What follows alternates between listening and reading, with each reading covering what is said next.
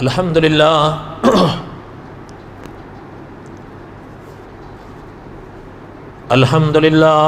نحمده ونستعینه ونستغفره ونؤمن به ونتوکل علیہ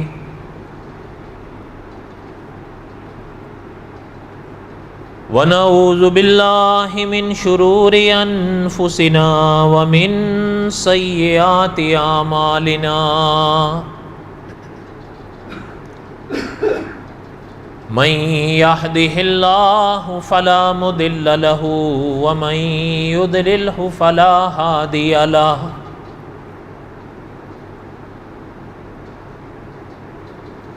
ونشهد أن لا إله إلا الله وحده لا شريك له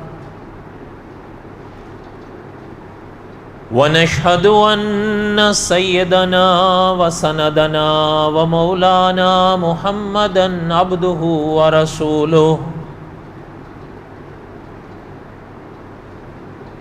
أما بعد أعوذ بالله من الشيطان الرجيم بسم الله الرحمن الرحيم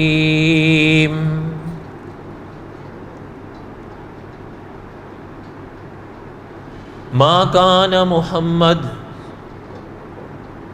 أبا أحد من رجالكم ولكن رسول الله وخاتم النبيين وكان الله بكل شيء عليما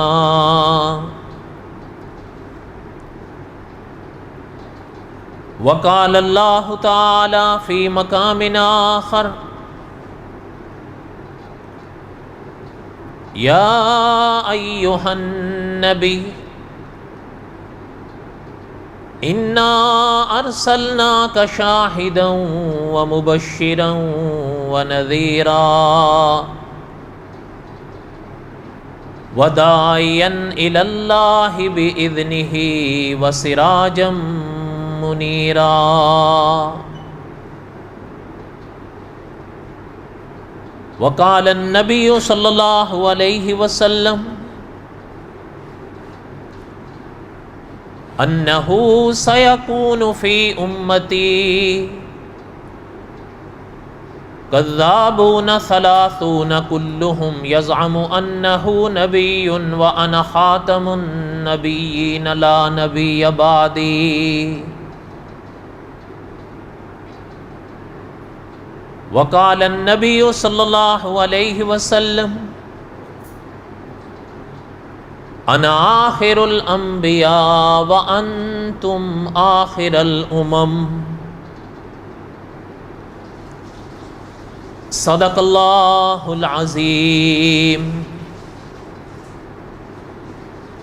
وصدق رسوله النبي الكريم ونحن على ذلك لمن الشاهدين والشاكرين والحمد لله رب العالمين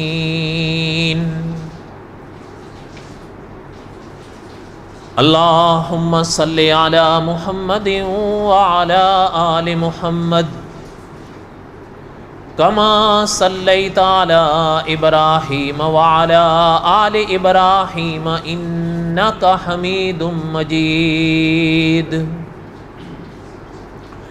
اللهم بارك على محمد وعلى آل محمد كما باركت على إبراهيم وعلى آل إبراهيم إنك حميد مجيد يا ربي صل وسلم دائما أبدا على حبيبك خير الخلق كلهم هو الحبيب الذي ترجى شفاعته لكل حول من الأحوال مقتحم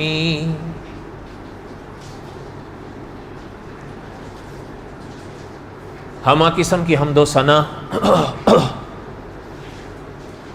اللہ ذات لم یزل لا یزال کی پاک ذات کے لیے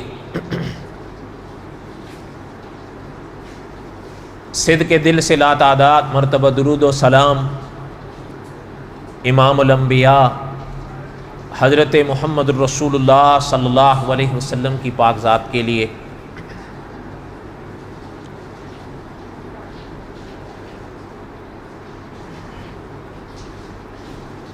علماء کے حکم کے مطابق ہر ماہ کے ایک جمعے کا بیان میں عقیدہ ختم نبوت پہ دہراتا ہوں۔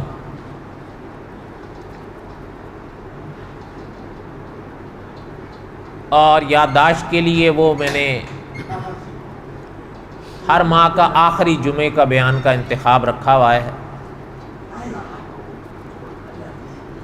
تو آج چونکہ اس ماہ کا آخری جمعہ ہے، اس لیے میں عقیدہ ختم نبوت پہ چند باتیں پڑھوں گا انشاءاللہ۔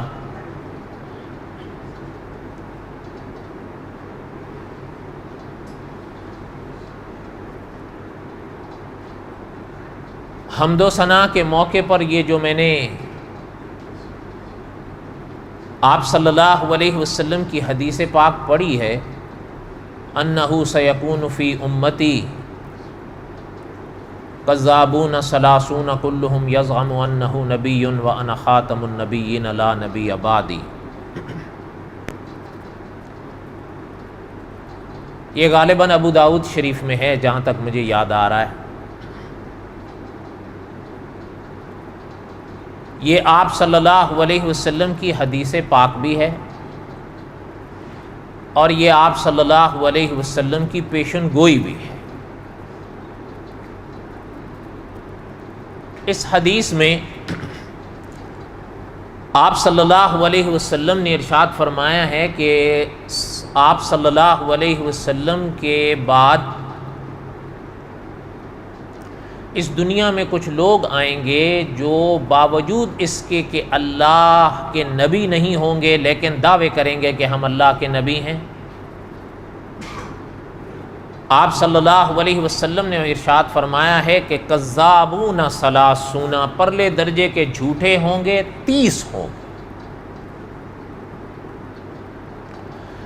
وہ سارے کے سارے یہی کہیں گے کہ ہم اللہ کے نبی ہیں، حالانکہ سرور کونین صلی اللہ علیہ وسلم نے فرمایا جھوٹ بول رہے ہوں گے، اللہ کے آخری نبی ہم ہیں، ہمارے بعد اللہ کا کوئی نبی اس دنیا میں پھر پیدا نہیں۔ اس عقیدے کو عقیدہ ختم نبوت کہتے ہیں۔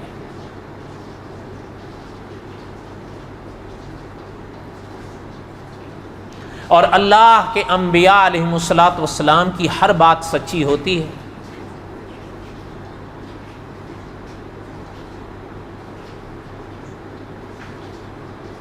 اس طرح کے لوگ آپ صلی اللہ علیہ وسلم کی حیات طیبہ کی جو آخری بہاریں تھیں،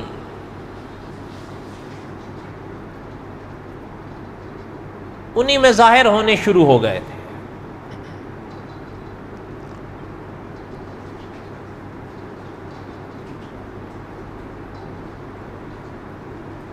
ان میں سے کئیوں کے حالات ہم سبقاً پڑھتے آئے، اس لیے کہ مولانا ابو القاسم رفیق دلاوری رحمۃ اللہ علیہ نے اس حدیث پاک کو لکھ کر 14ویں صدی تک، اب تو 15ویں جا رہی ہے، لیکن حضرت 14ویں صدی میں فوت ہو گئے تھے۔ انہوں نے آپ صلی اللہ علیہ وسلم کی صدی سے لے کر جس صدی میں آپ صلی اللہ علیہ وسلم تھے، اور آپ صلی اللہ علیہ وسلم کی زندگی کے آخری سالوں میں جس شخص نے نبوت کا دعویٰ کیا، اس کے حالات سے لے کر اپنے زمانے تک کے اس طرح کے جو لوگ سامنے آئے، ان کی تاریخ کو حضرت نے اپنی ایک کتاب میں مدون فرمایا۔ ائمہ تلبیس، کچھ کم 1000 صفحے کی وہ کتاب ہے۔ پھر حضرت رحمۃ اللہ علیہ نے اپنی ہی زندگی میں اپنی اس کتاب کی تلخیص لکھی، جسے آپ کی یا میری زبان میں خلاصہ کہتے ہیں۔ اس کا حضرت نے نام رکھا ایمان کے ڈاکو، وہ پھر مختصر کر دی۔ وہ تو اب بہرحال نایاب ہے، نہیں ملتی، لیکن مفصل الحمدللہ چھپ گئی ہے۔ آئمہ تلبیس مجلس تحفظ ختم نبوت ملتان نے غالباً اس کو دوبارے چھاپا اور پھر نئے حوالوں کے ساتھ چھاپا۔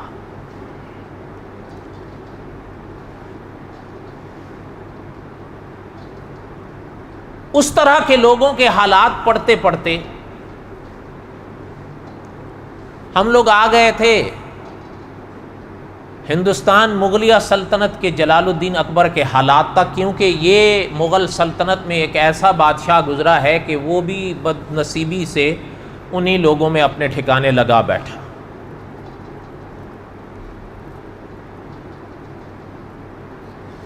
اور مولانا محمد امین اکاڑوی رحمۃ اللہ علیہ فرماتے تھے کہ اس کی گمراہی کی وجہوں میں سے ایک وجہ یہ بھی تھی، ان پڑھ تھا، پڑھا لکھا تھا نہیں، ناقص تھا، اپنے آپ کو کامل سمجھ بیٹھا۔ تو جب ناقص ہو اور اپنے آپ کو کامل سمجھ بیٹھے تو پھر اس نے یہی کچھ کرنا ہے اور کیا کرنا۔ پھر اس نے وہ کچھ کیا جو حالات ہم نے بڑے تفصیل سے، خلاصے کے باوجود بھی کئی ایام لگ گئے۔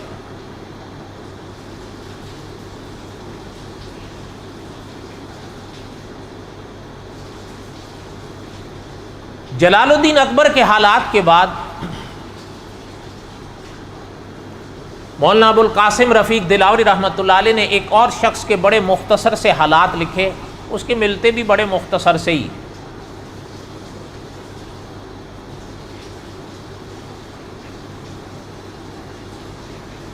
محمد نور بخش جون پوری،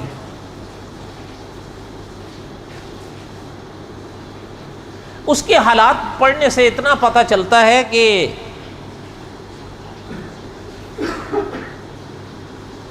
تھا صحیح، غلط فہمی کا شکار ہو گیا۔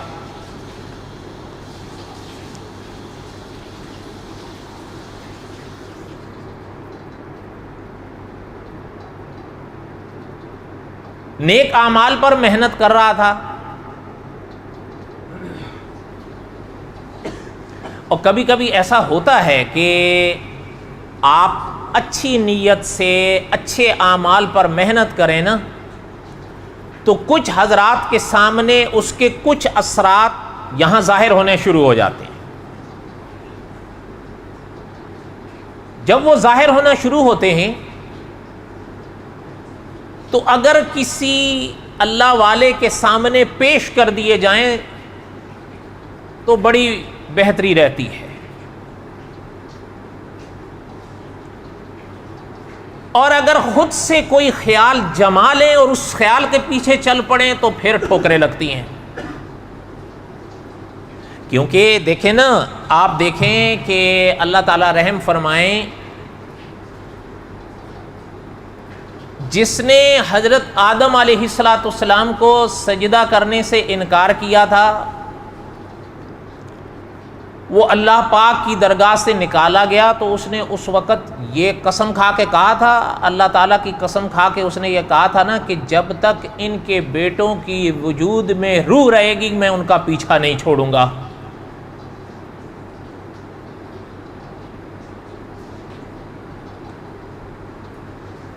اور اس کا یہ حال یعنی علماء نے سرور کونین صلی اللہ علیہ وسلم کی احادیث طیبہ کی روشنی میں لکھا ہے کہ پہلے دن سے لے کر انسان کے آخر لمحے تک وہ پیچھا کرتا ہے،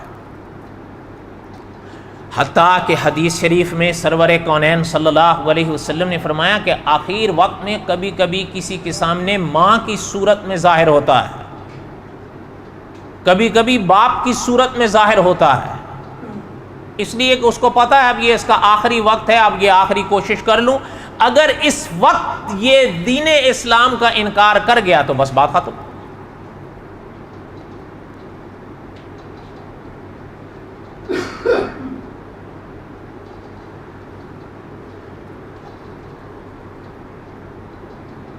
وہ آخر وقت تک کوشش کرتا ہے، اس لیے جب اچھا ایک اور بھی چیز ہے،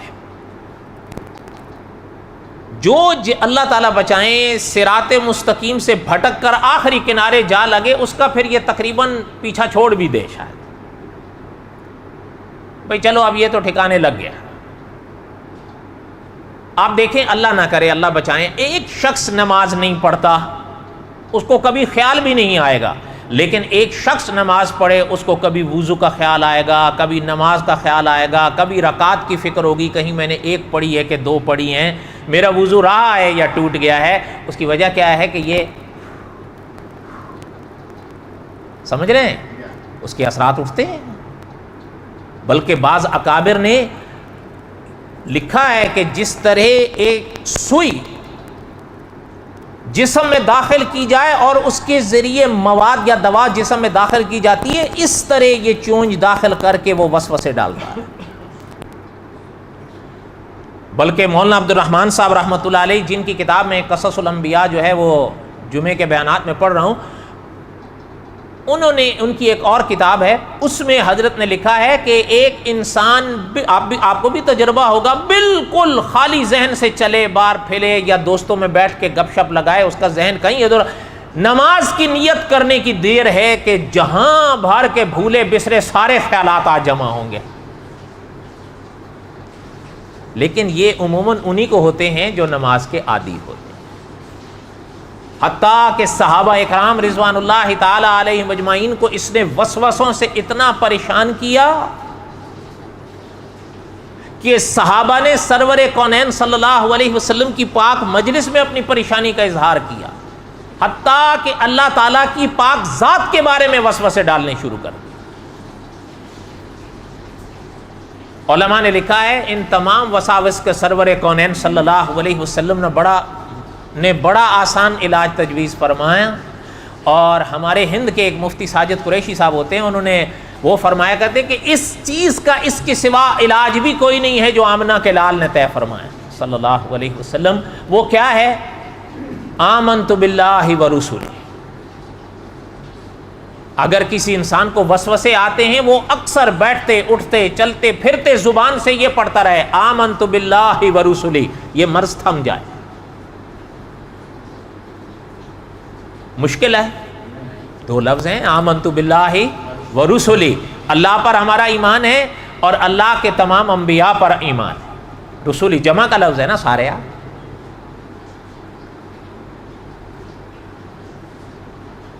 اچھا ایک اور بھی چیز ہے, اللہ تعالیٰ اپنا سلامت رکھیں, حضرت مدرس حرم نے ایک بات تفسیر مکی میں بڑی عجیب لکھی ہے. محترم فرماتے ہیں کہ ایک انسان ہے, یہاں ہے, ایمان والا ہے, اللہ تعالیٰ قبول فرمائیں, اس کے وسوسوں کا عالم کچھ اور ہوتا ہے اس کے لیے اس کا.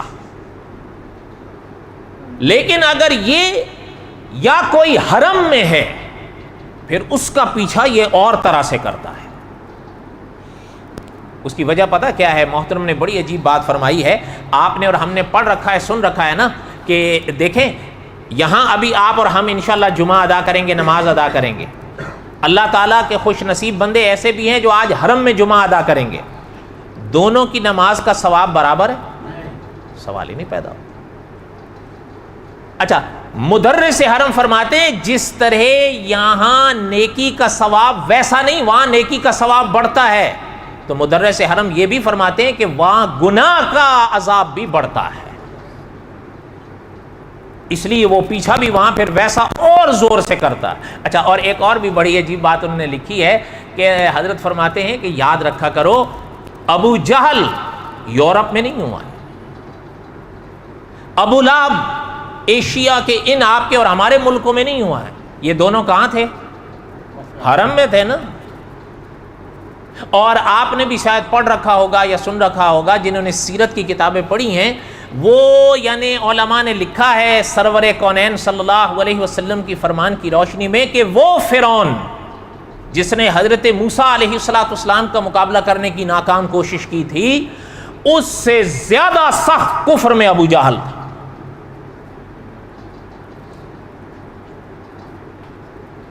اچھا یہ باتیں لکھنے کے بعد محترم نے لکھا ہے, یاد رہے کہ یہ جو حرمین شریفین کے سوا باقی زمین ہے وہاں پر ابلیس کی ذریت کام کرتی ہے, لیکن حرمین شریفین پہ ابلیس خود کام کرتا ہے.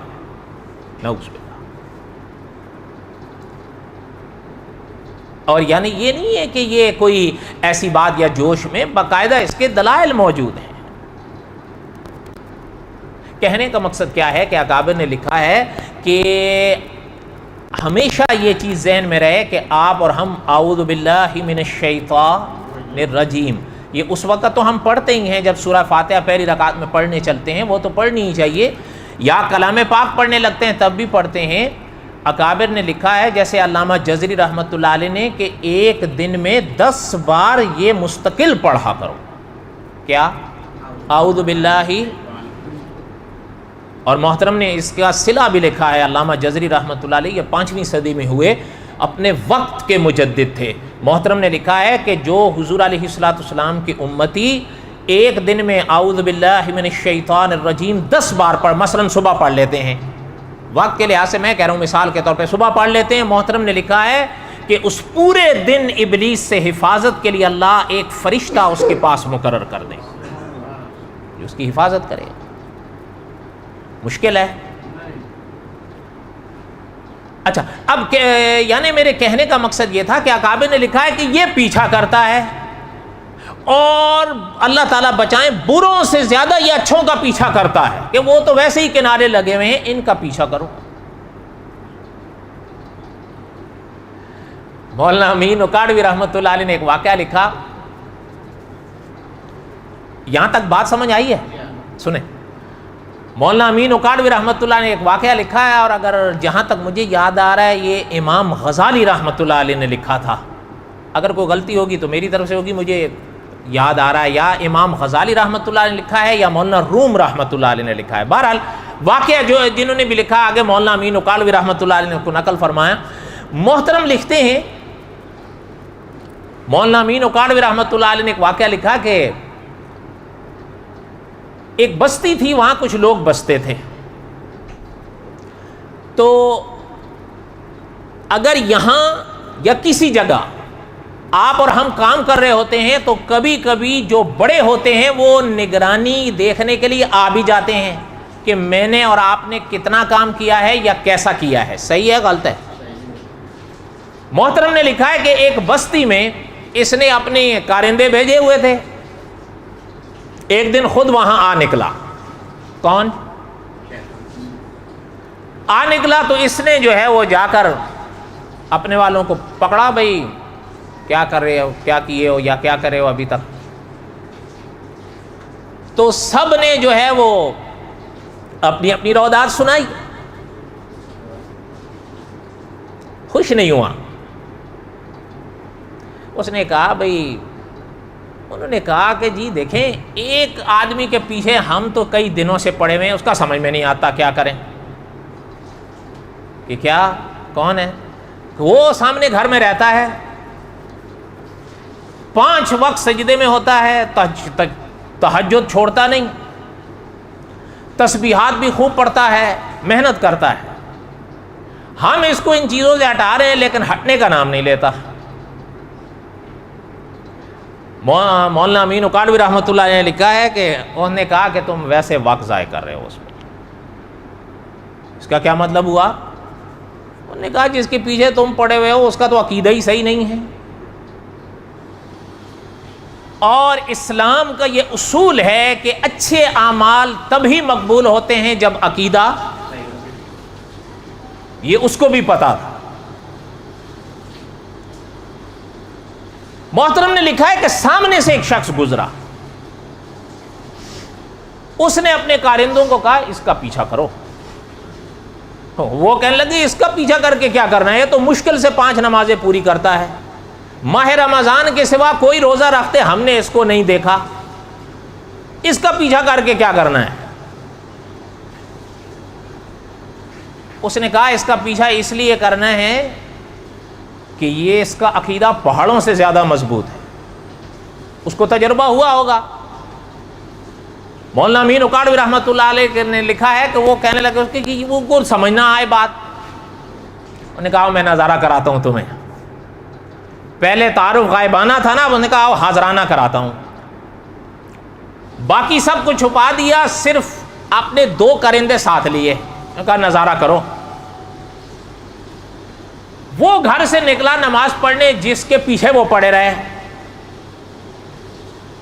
اس کو سلام کیا۔ اب آپ کو پتہ ہے شیطانوں کو کچھ نہ کچھ قدرت نے اختیار روپ بدلنے کے دے رکھے ہیں، اب بھی ہیں۔ ابن آدم روپ نہیں بدل سکتا، لیکن وہ بدل سکتے ہیں ایک حد تک۔ بعض علماء نے اس کی حد 5 شکلیں قرار دی ہیں۔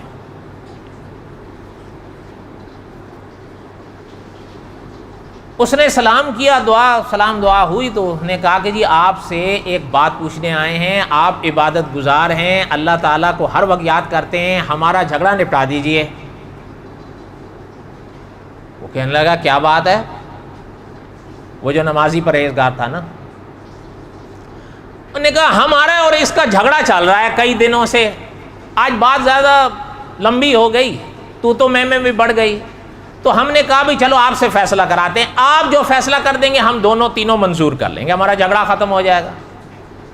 انہوں نے کہا بات کیا ہے؟ انہوں نے کہا بات یہ ہے کہ میرے پاس ایک شیشی ہے، میں کہتا ہوں کہ اللہ تعالیٰ چاہیں تو اس شیشے کے اندر ساری کائنات بند کر سکتے ہیں، یہ کہتے ہیں نہیں۔ اس کی بات سمجھ آ رہی ہے؟ مولانا امین اکاڑوی رحمۃ اللہ علیہ نے لکھا ہے کہ وہ آگے سے کہنے لگا اس کو، یعنی وہ تھا تو ابلیس لیکن روپ بدلا ہوا تھا، کہنے لگا کہ وہ شیشی کون سی ہے جس کے بارے میں تم لوگ بحث کر رہے ہو؟ اس نے نکالی وہ اتنی سی، کتنی تھی کہ یہ، انہوں نے کہا تم بے وقوف ہو، اس کے اندر تو میں بھی نہیں آتا، کائنات کہاں سے آئے گی؟ بات جی جھگڑا ختم ہو گیا، آپ بہت بہت شکریہ آپ کا، اللہ تعالیٰ آپ کو جزا دیں۔ وہ تو چلا گیا، تو ابلیس نے اپنے والوں کے ساتھ کہ دیکھا یہ اس کے عقیدے کا حال ہے، ویسے اس کے پیچھے پڑے ہوئے ہوں۔ نہیں سمجھ آئی بات کہ یہ اس کا حال ہے؟ اچھا اب اس نے کہا اب ذرا جس کا میں کہہ رہا ہوں کہ اس کا پیچھا کرو، اب ذرا اس کے جس کا تم کہہ رہے ہو کہ 5 نمازیں مشکل سے پوری کرتا ہے، ماہ رمضان کے روزے مشکل سے پورے، اب ذرا اس کا عالم دیکھنا۔ دوسرے روز اس کے ہاں چلے گئے، وہ جب گھر سے نکلا تو مولانا روم غالباً رحمۃ اللہ علیہ نے یہ واقعہ لکھا ہے، جہاں سے مولانا امین اکاڑوی رحمۃ اللہ علیہ، آپ نے سنا ہوگا مثنوی، بڑی ایک انوکھی کتاب ہے، حقیقت ہے، یعنی جنہوں نے پڑھی ہے وہ جانتے ہیں، بلکہ ہمارے اپنا مولانا پھول پوری رحمۃ اللہ علیہ فرمایا کرتے تھے کہ مثنوی کو اللہ نے یہ شان دی ہے کہ یہ جو انسان پڑھے اس کے دل میں خدا کی محبت جلا دیتی ہے، انوکھی کتاب ہے۔ انہوں نے لکھا ہے کہ یہ اس کے ہاں چلے گئے، وہ نماز کے لیے گھر سے نکلا فجر کے وقت، اور اس وقت نکلا جب آذانیں ہو چکی تھیں اور اقامت کو تھوڑا سا وقفہ باقی تھا، تو اس کو خیال تھا نا بھی جلدی مسجد پہنچوں، تو نکلا تو آگے تینوں سلام دعا، تو نے کہا کہ آپ سے ایک ضروری کام کے لیے آئے ہیں۔ انہوں نے کہا دیکھو جماعت کھڑی ہونے والی ہے، اور آپ نے بھی پڑھ رکھا ہے، سن رکھا ہے، جو پہلی تکبیر ہے اس کو کیا کہتے ہیں؟ تکبیر، تو اس کو پکڑنا تھا۔ نے کہا چلتے چلتے بات کرو، فوت نہ ہونے پائے، سمجھ رہے ہیں؟ انہوں نے کہا بالکل چلتے چلتے کہوں گا۔ انہوں نے کہا بات یہ ہے ہم آپس میں کچھ دن سے الجھے ہوئے ہیں، اور وہ الجھن بڑھتی جا رہی ہے، اب تو میں تک نوبت آ گئی ہے، تو ہم نے یہ سوچا ہے کہ آپ سے فیصلہ کروا لیتے ہیں، ہمارا جھگڑے کا جو فیصلہ آپ کر دیں گے ہمیں منظور ہوگا، ہم تینوں کو۔ تو محترم نے فرمایا اچھا بتاؤ کیا ہے؟ انہوں نے کہا بات یہ ہے کہ میرے پاس ایک شیشی ہے، اور میں یہ کہتا ہوں کہ اگر اللہ چاہیں تو اس ساری کائنات کو اس شیشے میں بند کر دیں۔ یہ مانتے نہیں، کہتے ایسے کیسے ہو سکتا ہے، تو عقل میں نہیں آتی بات۔ محترم نے فرمایا کہ وہ شیشی کون سی ہے؟ اس نے وہی جیب سے نکالی، اور کہا یہ۔ اس نے دیکھا تو مولانا امین اکاڑوی رحمۃ اللہ علیہ لکھا ہے کہ ان کو کہنے لگا معلوم ہوتا تینوں بے ایمان ہو۔ رک گئے تو ان کے چہرے پر جلال آ گیا، وہ کہنے لگا کیوں؟ انہوں نے کہا اس لیے کہ یہ کیا شیشی ہے، اس کا اگر ایک ذرہ بھی ہو تو اگر اللہ کو منظور ہو تو ایسی ایک نہیں کروڑوں کائناتیں اس میں سما دیں۔ اللہ اس ذات کو کہتے ہیں کہ علی کل شیء قدیر، کوئی شے اس کی قدرت سے باہر نہیں ہے، شرط یہ ہے کہ اس کو منظور ہو۔ یہی بات ہے کہ نہیں؟ تو وہ کہنے لگا جی بالکل، اللہ تعالیٰ آپ کو خوش رکھے، بس ہمارا ہو گیا مسئلہ، آپ جائیے۔ اچھا وہ تو آگے بڑھ گئے۔ مولانا روم یا مولانا امین اکاڑوی رحمۃ اللہ علیہ نے لکھا ہے کہ انہوں نے اپنے کارندوں کی طرف دیکھ کے کہنے لگا دیکھا یہ ہے ایمان، اس کو کہتے ہیں عقیدہ، اس کو ہلا کے دکھاؤ۔ وہ جس کے پیچھے تم پڑے ہوئے اس کا تو عقیدہ ہی کوئی نہیں ہے، وہ تو پل میں چلا گیا۔ صحیح کہا تھا اس نے یا غلط کہا؟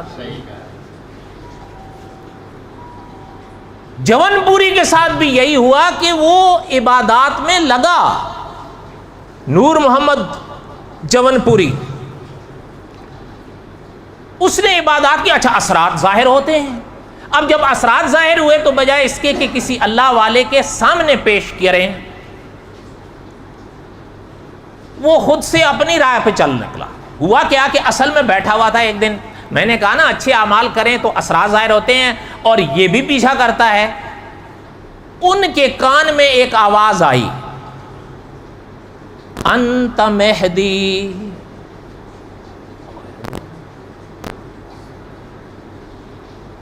نظر انداز کر، اب ادھر سے آئی، انت مہدی، سمجھ رہے ہیں؟ آپ نے سن رکھا ہے نا سرور کونین صلی اللہ علیہ وسلم نے جو علامات قیامت بیان فرمائی ہیں، ان میں علامات قیامت میں سے علامات کبریٰ میں سے ایک علامت حضرت مہدی ہیں۔ ان پر ہم نے ابتدائیے میں کئی باتیں پڑھی تھیں، وہ آپ کو یاد ہوگا۔ یہ یاد رہے سرور کونین صلی اللہ علیہ وسلم نے جہاں حضرت عیسیٰ علیہ السلام کے واپس آنے کو بیان فرمایا، اور یہ بھی یاد رہے اب کچھ لوگ سامنے آ رہے ہیں، اللہ تعالیٰ یہ نیٹ کے فتنے سے بچائیں، وہ مسلمانوں والے چہرے رکھے ہوئے ہیں، داڑیاں رکھی ہوئی ہیں، پگڑیاں باندھی ہوئی ہیں، کہتے ہیں یہ کیسے ہو سکتا ہے، عقل کے خلاف ہے۔ ایک انسان صدیوں پہلے تھے، 2000 سال 3000 سال پہلے وہ، اچھا وہ ایک نے لکھا ہے اللہ تعالیٰ معاف فرمائے، اللہ تعالیٰ معاف، وہ کہتا ہے کہ اگر زندہ بھی تھے تو اب تو بوڑھے ہو چکیں گے، آگے کیا کرنا ہے انہیں، نقل کفر نباشد۔ سرور کونین صلی اللہ علیہ وسلم کا فرمان امام بخاری رحمۃ اللہ علیہ لائے ہیں۔ امام بخاری رحمۃ اللہ علیہ نے فرمایا کہ آپ صلی اللہ علیہ وسلم نے قسم کھا کر فرمایا کہ ہمیں قسم ہے اس ذات کی جن کے قبضے میں ہماری جان ہے کہ عیسیٰ بن مریم تم میں واپس آئیں گے۔ تو بات ختم ہو گئی۔ اچھا، اور جہاں حضرت عیسیٰ علیہ السلام کے واپسی کو حضور نے بیان فرمایا، حضرت عیسیٰ علیہ السلام کی واپسی کے بیان سے پہلے ترتیب یا زمانے کے لحاظ سے کہہ رہا ہوں، حضرت مہدی کی پیدائش ہوگی، یہ بھی علامات قیامت سے بڑی علامت ہے، سمجھ رہے ہیں؟ اچھا لیکن یہ یاد رہے جہاں سرور کونین صلی اللہ علیہ وسلم نے حضرت مہدی کی پیش گوئی فرمائی، وہاں محترم نے جیسے حضرت عیسیٰ علیہ السلام کی نشانیاں بتائی ہیں، اسی طرح حضرت مہدی کی نشانیاں بتائی ہیں۔ نسب، نسل، خاندان، جگہ سب حضور نے بتایا۔ اب یہ تھا اچھا اس کو جون پوری کس لیے ہے؟ جون پور ہند میں ہے، بعض لوگ اس کو جون پوری پڑھتے ہیں، آسان ہے نا، وہ جون پوری نہیں ہے، جون پوری ہے۔ اب یہ وہاں تھا تو اب اس کو خیال آواز آنے لگی انت مہدی، 2-3 دفعہ جو آواز آئی تو اس کا خیال آ گیا وہ تو میں ہی ہوں، حالانکہ وہ سوچتا نہیں ہے کہ بھائی سرور کونین صلی اللہ علیہ وسلم نے تو ان کے والدین تک کے نام بتائے ہیں، نشانیاں تک بتائی ہیں حضور نے، تو یہ انت مہدی تو مجھے آواز آ رہی ہے، میں اگر کہیں وسوسہ آ رہا ہے تو میں کسی عالم سے پوچھ لوں۔ چل نکلا۔ اچھا جب چل نکلا ہزاروں پیچھے ہو گئے، مولانا دلاوری رحمۃ اللہ نے لکھا ہزاروں، مہدی ہے، عوام ہے۔ اچھا اب یہ بھی ہے کہ ایک ہمارے استاد ہوا کرتے تھے، وہ فرمایا کرتے تھے کہ یہ جو مذہب کے نام پر فتنہ اٹھتا ہے نا، اسے ماننے والے ضرور ہوتے ہیں، یہ ضرور یاد رکھیں آپ۔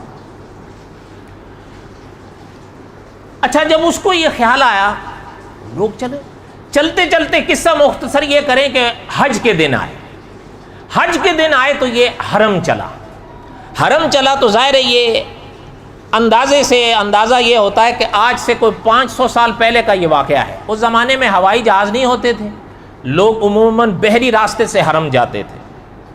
یہ بحری راستے سے جا رہا تھا, اس کو ایک کشف ہوا اور اس کشف نے اس کو آگاہ کیا کہ تم غلط فہمی کے شکار ہو, تم مہدی نہیں ہو. اچھا, اس کو خیال آ گیا, اچانک اٹھ بیٹھا, یہ تو پھر مطلب یہ ہے کہ میں نہیں ہوں. اچھا, اب یہ بھی بات ہے, ان راہوں پہ جاتے ہوئے آپ کو کئی نظر آئیں گے, لوٹتے ہوئے نظر نہیں آتے. لیکن یہ اٹھا اور اس کو احساس ہوا کہ میں غلط تھا, میں نے انت مہدی کسی عالم کے پاس, کسی اللہ والے کے پاس پیش کرنا تھا کہ مجھے اس طرح کی آوازیں آ رہی ہیں, بجائے وہ کرنے کے میں پیچھے چل نکلا, تو اس کا مطلب میں وہ نہیں ہوں. اب اس نے توبہ کی تو اپنے ساتھ جو اس کے مرید تھے ان کو جمع کیا, ان کو کہا دیکھو ہم حج پہ جا رہے ہیں. یہ بھی ممکن ہے وہ پاک سفر ہے, وہاں انوار ظاہر ہو جاتے ہیں کبھی کبھی. وہ حج کے موقع پہ قدرت نے اس کو موقع دے دیا. اس نے کہا کہ مجھے غلط فہمی ہو گئی تھی, میں حضرت مہدی نہیں ہوں, میں اس دعوے سے توبہ کرتا ہوں اور تم لوگوں کو بتاتا ہوں کہ میں مہدی نہیں ہوں. اس غلط فہمی کو مٹاؤ اور واپس جا کر میں ہند میں اعلان کروں گا کہ مجھ سے غلط فہمی اور غلطی ہوئی ہے, میں مہدی نہیں.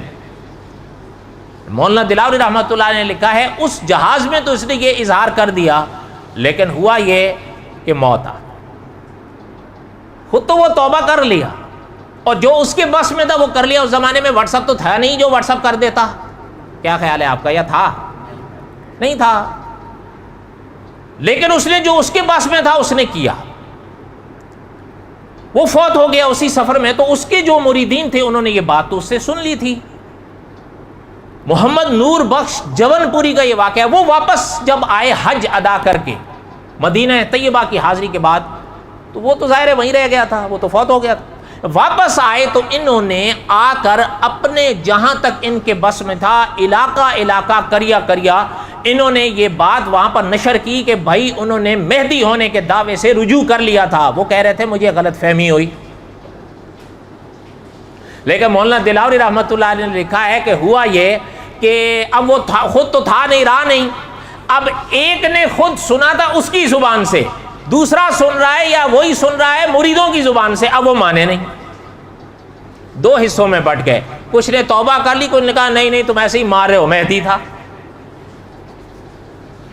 وہ ٹولہ آگے باقاعدہ چلا, انہیں نور بخشیہ تاریخ میں کہا جاتا ہے. ان میں اچھے بھی تھے اور کچھ نے واقع نام بدل کے اپنا یہ کر لیا. جیسے آج بھی آپ نے سنا ہوگا, اللہ تعالیٰ بچائیں, کچھ ایسے ہیں وہ قائدینی کہلاتے ہیں, کچھ ایسے ہیں بہائی کہلاتے ہیں, وہ نور بخشیہ کہلاتے تھے. لیکن ان میں مولانا نے لکھا ہے ایسے بھی تھے جو واقعہ ہی وہ صحیح ہو گئے تھے, لیکن کچھ ایسے تھے کہ وہ صحیح نہ, وہ ضد پہ اڑ گئے. جب ضد پہ اڑ گئے تو ضد کا کوئی علاج نہیں. وما علینا الا البلاغ المبین, سنت